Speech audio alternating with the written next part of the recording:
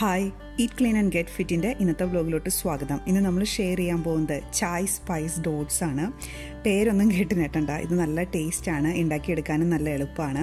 നിങ്ങളിപ്പോൾ ഒരു weight loss ജേർണിയിലാണ് അല്ലെങ്കിൽ ഒരു വെയിറ്റ് മെയിൻ്റനൻസ് ജേർണിയിലൊക്കെ ആണെന്നുണ്ടെങ്കിൽ നിങ്ങൾക്ക് ബ്രേക്ക്ഫാസ്റ്റ് ആയിട്ട് ഗിൽറ്റ് ഫ്രീ ആയിട്ട് ഇൻക്ലൂഡ് ചെയ്യാൻ പറ്റിയ ഒരു അടിപൊളി ഹെൽത്തി ടേസ്റ്റി റെസിപ്പിയാണ്. ഇതിൽ ഏകദേശം 310 കാലറീസ് ആണുള്ളത്. ഇതിൻ്റെ ന്യൂട്രീഷൻ ഫാക്ട്സ് ആണ് ഇവിടെ കൊടുത്തിരിക്കുന്നത്.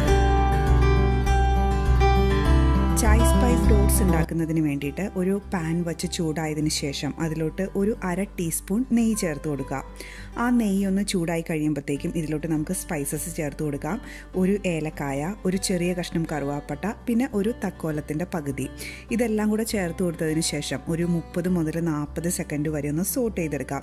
ആ സ്പൈസസിൻ്റെ ആ ഒരു സ്മെല്ലൊക്കെ ഒന്ന് വരുന്നത് വരെ. ഇനി അതിന് ശേഷം നമ്മൾ ഇതിലോട്ട് ചേർത്ത് കൊടുക്കാൻ പോകുന്നത് ഇൻസ്റ്റൻറ്റ് ഓട്സ് ആണ്. നമ്മളിപ്പോൾ എടുത്തിരിക്കുന്നത് 1/3 cup plus 1 table spoon oats ആണ്. നിങ്ങൾക്ക് ഇൻസ്റ്റൻറ്റ് ഓട്സോ റോൾഡ് ഓട്സോ ചേർത്ത് കൊടുക്കാം.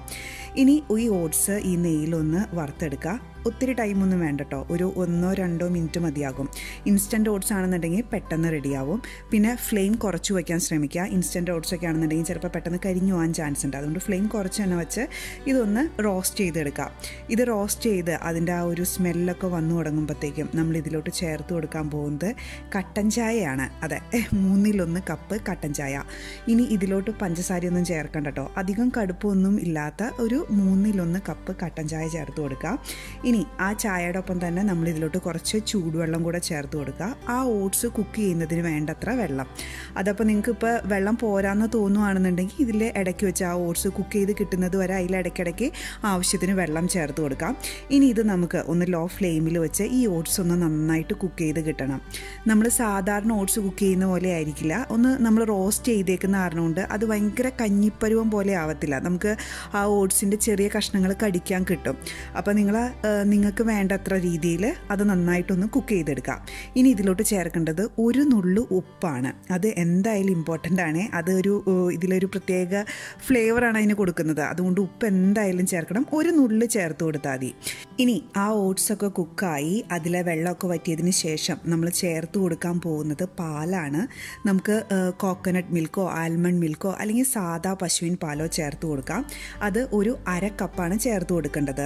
ഞാനിപ്പോൾ ചേർത്ത് കൊടുക്കുന്നത് തേങ്ങാപ്പാലാണ് കേട്ടോ. അധികം കട്ടിയൊന്നുമില്ല, പക്ഷേ ഇന്ന് കരുതി അധികം ലൂസും അല്ലാത്ത 1/2 കപ്പ് തേങ്ങാപ്പാലാണ് ചേർത്ത് കൊടുത്തിരിക്കുന്നത്. പാല് ചേർത്ത് കൊടുത്തതിന് ശേഷം ഇനി അധികം അങ്ങ് തിളപ്പിക്കാനൊന്നും നിൽക്കണ്ട. ജസ്റ്റ് ഒരു തള വന്ന് അതൊന്ന് ചൂടായി കഴിയുമ്പോഴത്തേക്കും നമുക്ക് ഫ്ലെയിം ഓഫ് ചെയ്യാം. ഇനി ഞാനിതൊരു സെർവിങ് ബൗളിലോട്ട് മാറ്റാൻ പോവാണ്. ഇനി സെർവിങ് ബൗളിലോട്ട് മാറ്റിയതിന് ശേഷം ഇതിലോട്ട് ചേർക്കേണ്ടത് ഒരു 1/2 ടീസ്പൂൺ കൂടെ നെയ്യ്, പിന്നെ വേണ്ടത് ഒരു 1 ടേബിൾ സ്പൂൺ ഉണക്കമുന്തിരിയും 5 ആൽമണ്ട്സ് ചെറുതായിട്ട് ചോപ്പ് ചെയ്തേക്കുന്നതുമാണ്. ഇനി ഇതിലോട്ട് വേണ്ടത് ഒരു 1 ടീസ്പൂൺ ഹണി. ഇതെല്ലാം കൂടെ ചേർത്ത് കൊടുത്ത് ഒന്ന് നന്നായിട്ട് മിക്സ് ചെയ്യുക. നമ്മുടെ ബ്രേക്ക്ഫാസ്റ്റ് റെഡി. അപ്പോൾ നിങ്ങൾക്ക് ഈ റെസിപ്പി ഇഷ്ടപ്പെട്ടു എന്ന് കരുതുന്നു. നിങ്ങളുടെ കമൻസും ഫീഡ്ബാക്കും ഒക്കെ ഷെയർ ചെയ്യുക. Thank you for watching me. By.